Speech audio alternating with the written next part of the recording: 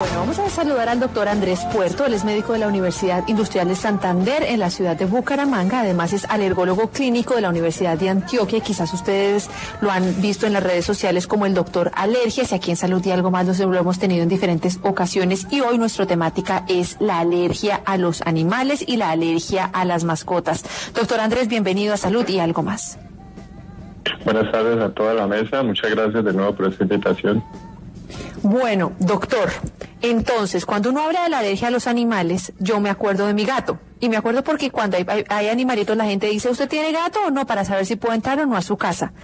Este tipo de alergias, doctor, ¿cómo uno podría llegar a determinar que es el gato precisamente, o el perrito, o la mascota, la que le genera a uno la alergia, y no, por ejemplo, una cobija con ácaros? Bueno, lo primero que nosotros debemos en la consulta, bueno, uno como paciente, lo que puede mirar es si tiene contacto, si al contacto con ese tipo de mascotas tiene síntomas en los ojos, tiene síntomas respiratorios como en la nariz, síntomas en el pulmón como tos o dificultad para respirar, o incluso en la piel uno puede tener ronchas o aumento de la dermatitis, los pacientes que sufren. Si uno al contacto con esos animales tiene este tipo de síntomas y cuando no está cercano a ellos no los tiene una probabilidad muy alta y se confirma ya con unas pruebas de alergia. Doctor, yo conozco personas que no nacieron siendo alérgicas a las mascotas, pero en algún momento de la vida se resultaron alérgicas. ¿Esto por qué pasa? Inclusive personas que han tenido mascotas toda su vida. Las alergias, cierto tipo de alergias pueden dar en cualquier momento de la vida.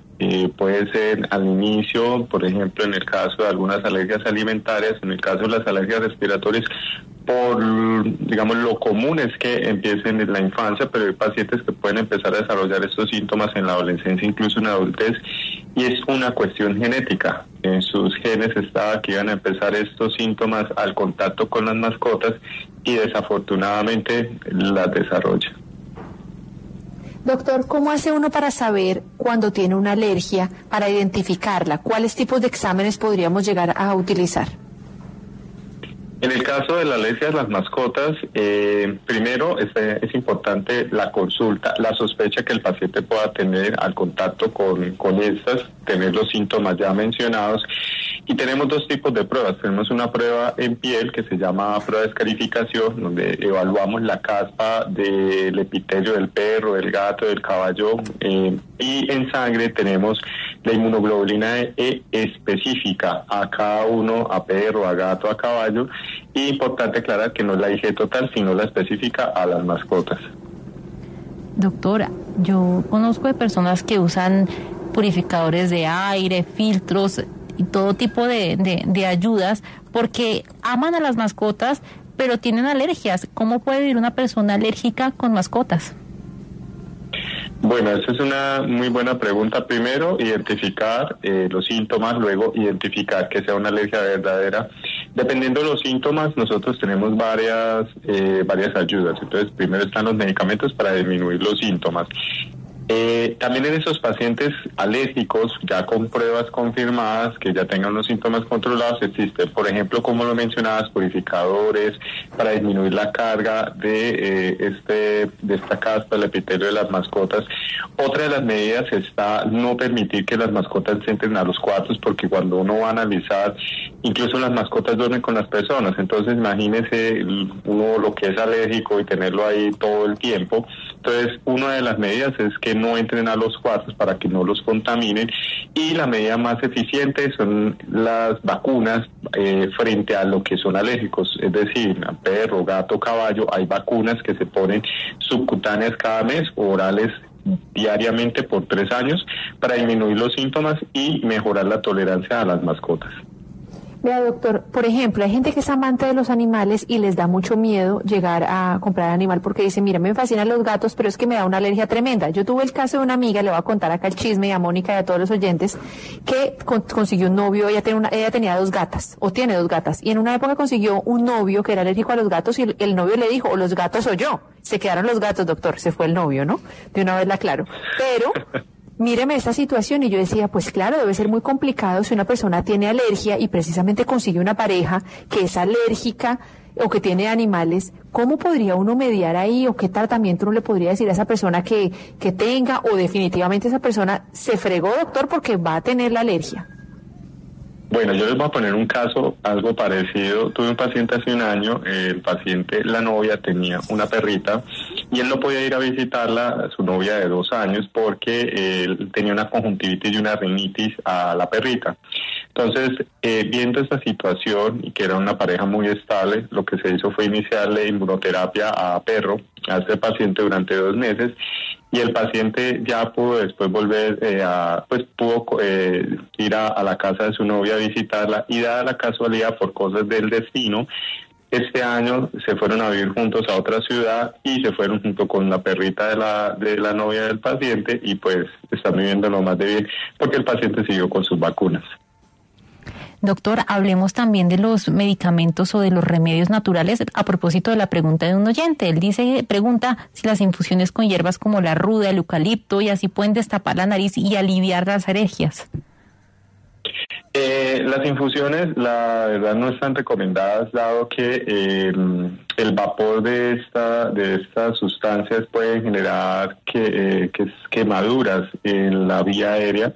Lo que está recomendado y lo que está establecido son los sprays nasales, los esteroides nasales, unas dosis muy bajas de esteroide que es tópico en la nariz, y también están los antihistamínicos orales o incluso los nasales, y estos, dependiendo de la severidad de los síntomas, se dan o se aplican diariamente o incluso a necesidad. Y pues están más recomendados que las infusiones, como que les digo, esas infusiones, ese vapor puede generar quemaduras de la vía aérea. Me expliqué esto. Cuando yo introduje el tema esta mañana, mencionaba, no expliqué nada, le mencionaba a los oyentes que la reacción alérgica se daba a la proteína que está en las células tanto de piel como saliva o como la orina de un animal. Yo quisiera que usted nos explicara qué es esto de la proteína, pues aprovechando que lo tengo a usted aquí, doctor. Bueno, lo que sucede, las personas piensan que es como el perro grande. No, nosotros somos alérgicos específicos a una sustancia. La proteína es una molécula que, digamos, es una forma que tiene en el caso del perro, en la orina, que está en la caspa, que está en la saliva, es una forma que reconoce el sistema de las defensas. El sistema de las defensas lo reconoce como de peligro y envía o inicia una respuesta exagerada frente a esa sustancia. Dependiendo la persona de su sistema de las defensas, lo que reconozca, va a generar una respuesta en mayor o en menor medida. Es decir, hay personas que frente a la proteína de la caspa del epitelio del perro presentan síntomas en la nariz, pero hay personas, incluso tengo casos donde el paciente se acerca al perro y la reacción es tan exagerada que genera algo que se llama anafilaxia, una reacción alérgica grave, es decir, el cuerpo, además de los síntomas respiratorios, también tiene dificultad para respirar, le empiezan a salir ronchas en todo el cuerpo, e incluso a este paciente se le ha bajado la presión y le han tenido que poner medicamentos para la alergia grave. Entonces, es la respuesta a la proteína, es esa forma que reconoce el sistema de las defensas de cada individuo, por el cual reacciona en mayor o en menor medida, o en algunos ni siquiera reaccionan. Por ejemplo, en mi caso, yo no reacciono frente a las proteínas del perro. Doctor, mire lo que nos dice un oyente. Creo que tengo alergia a los perros de pelo largo. Yo estaba bien, compramos un Pomeranian y desde ese día me salió un orzuelo en el ojo y me empezó a dar tos. Llevamos casi 2 meses con el perro, el orzuelo en el ojo sigue, mi tos ha empeorado y el estómago está descompuesto. ¿Qué puedo hacer? Bueno, ahí tiene unos síntomas, podrían estar relacionados con la alergia, hay otros que tocaría evaluarlos. Lo que pasa tiene la alergia, tiene una sospecha alta de una alergia al perro. Cuando son perros de pelo muy largo, pues liberan más caspa. Lo más probable es que sean alérgicos a esta sustancia, y lo que le recomendaría a este paciente es la evaluación por alergología para hacerle las pruebas y determinar la severidad y los síntomas que presenten, la mejor terapia para administrarle. que un oyente nos hace una pregunta que a mí también me causa curiosidad. El otro día vi una niña que me decía que le habían regalado al novio un gato, pero que era un gato que como ella era alérgica a los gatos, ese gato era perfecto pues para ella. Y nos pregunta el oyente esto. ¿Es verdad que hay perros, gatos o animales que son hipoalergénicos? Bueno, esa es una pregunta muy interesante y cuando hablan de hipoalergénicos los pacientes piensan que es que no van a generarle ningún síntoma. El paciente que es alérgico a estas mascotas, independientemente digan o no digan, no existe un perro, si uno es alérgico a un perro, que no le vaya a generar síntomas. Lo que va a generar es más o menos síntomas, pero los síntomas los va a generar. Entonces estas mascotas que son hipoalergénicas, pues pueden tener menos, por ejemplo, pelo, van a liberar menos caspa, pero igualmente van a liberarla en menor medida, pero igualmente van a generar los síntomas. Doctor, y a propósito de eso, hay gente que tiene mascotas diferentes, mascotas exóticas, pájaros, erizos. ¿Esas mascotas también pueden causar alergia? Claro, entonces, por ejemplo, aquí en Colombia ya no es tan común, por ejemplo, los pájaros o las guacamayas, que son animales exóticos, los pericos. Antiguamente se veía más este tipo de mascotas y estos generaban una alergia a nivel pulmonar. Entonces, el hecho de tener el contacto con estas mascotas generaba más, había más alergia en el pasado. Afortunadamente, pues eso ha venido disminuyendo, pero este tipo de mascotas se puede presentar. Y acá nos están escribiendo también. Tengo un niño de 8 añitos y tengo mascota, pero el niño cada vez que se acerca al perro le da estornudo y tos seca y se le inflama la garganta. Lo llevo varias veces al doctor y solo le mandan loratadina en pastillas. Bueno, en ese caso es importante consultar con medicina general o pediatra y debe ser valorado por un alergólogo. No los culpo, digamos, si no los han enviado, dado que la alergología pues no es tan joven, pero en las escuelas de medicina no tenemos alergólogos, entonces no existe como esta educación respecto a las alergias y los especialistas que somos los que manejamos este tipo de alergia. Doctor, ¿influye en algo la limpieza del hogar con que una alergia a los animales sea más fuerte o no? Por supuesto, la carga de estas proteínas aumenta en la medida que no hagamos una limpieza diaria de los sitios donde pasan las mascotas, el perro o el gato.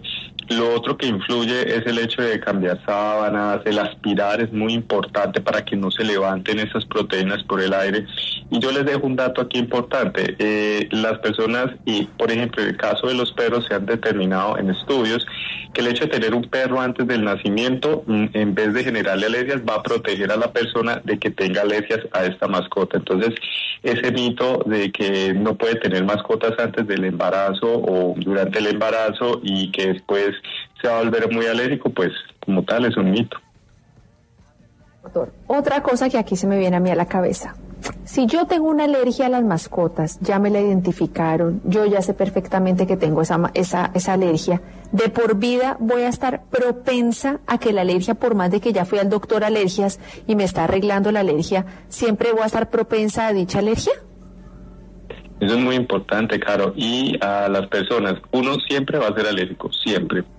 Lo que va a suceder es que cuando uno recibe inmunoterapia o las vacunas de alergia, lo que va a hacer es disminuir los síntomas. ¿Por qué? Porque las vacunas lo que van a decirle al sistema de las defensas es: no haga escándalo porque está reconociendo eso, porque no te está generando ningún problema, pero el escándalo lo va a hacer muy poquitico, pero lo va a seguir haciendo. De hecho, las vacunas, los estudios han demostrado que duran de 10 a 15 años, es decir, durante 10 a 15 años usted va a necesitar medicamentos muy ocasionales, pero los va a necesitar, y luego de este periodo estos síntomas se pueden volver a activar porque esa tolerancia que se generó con las vacunas va a disminuir y el paciente va a volver a tener síntomas, pero la alergia, como está en los genes, va a estar por toda la vida. Y en ese sentido, doctor, ¿son diferentes las alergias entre las personas adultas y los niños o son iguales? Las alergias son iguales, la carga de la enfermedad. ¿Qué es lo que sucede? En los adultos, pues el adulto como que, entre comillas, aguanta más, y en los niños el niño no lo expresa en la misma medida que lo expresa el adulto. Entonces, ¿qué es lo que sucede? En los niños, ¿cómo uno puede ver un niño que está muy afectado? Pues obviamente aparte de los síntomas, el niño no manifiesta, no dice estoy enfermo, pero el niño puede tener un bajo rendimiento académico, un niño se puede volver muy irritable, un niño muy hiperactivo y también un niño que pues no está rindiendo en su colegio, se vuelve irritable, se vuelve de pronto, puede responder de mala manera porque puede ser un niño que también tenga problemas con el sueño. Entonces, en los niños se puede expresar de esa manera, aparte pues de los síntomas, comparado con los adultos, que un adulto sí puede decir estoy muy enfermo, comparado con el niño que se presenta como les acabo de mencionar. Mire, acá nos pregunta Pablo César, dice, ¿la rosácea se empeora con el tener gatos y perros, doctor? No, no está todavía determinado que eso aumente la rosácea.